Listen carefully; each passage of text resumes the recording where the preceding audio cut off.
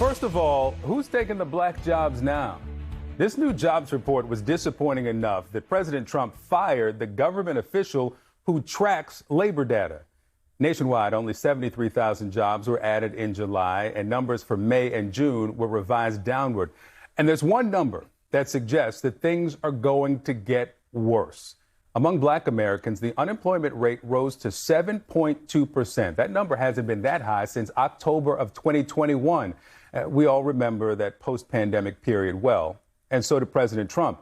On the 2024 campaign trail, he promised millions of new jobs to black voters. July was the second consecutive month that the unemployment rate for black Americans climbed. Now, that's relevant to every worker. Our CNN business team explains that a higher percentage of black Americans are in temporary jobs or lower income jobs, and those tend to be the first jobs employers cut when they're concerned about the economy. And that's why I want to underline this, because these numbers matter, not just because it affects black people.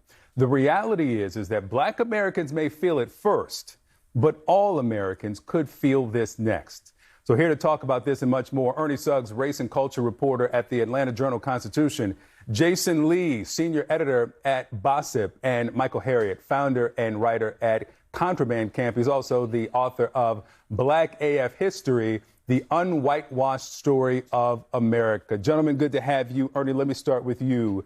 To fire the commissioner of the BLS, Dr. Erica McIntyre, because he doesn't like the numbers. Here's what the president said after that firing. Going forward, why should anyone trust the numbers? Well, that's and the if big you're thing. You're right. No, you're right. Why should anybody trust numbers? So you know what I did? I fired her. Right. Why should you trust the numbers? Well, I don't know if you can trust the numbers now if you're going to fire the person who created the numbers that you don't like, right? So President Trump said these numbers are rigged, that she, even before the election, she was rigging the numbers for Kamala Harris, is what something that he also said. So now when he brings someone new in and those numbers are favorable towards him, because he said the numbers are rigged against him, how are we going to trust these numbers? So I think this is another example of the Trump administration kind of rigging the system for him, kind of guiding the system for him, while, like you said in your intro, black people and American workers are suffering from this, because we're going to be being fed false information while we're suffering and, can't afford to eat. Yeah. Michael, let me come to you. That 7.2% unemployment rate, highest since October 2021.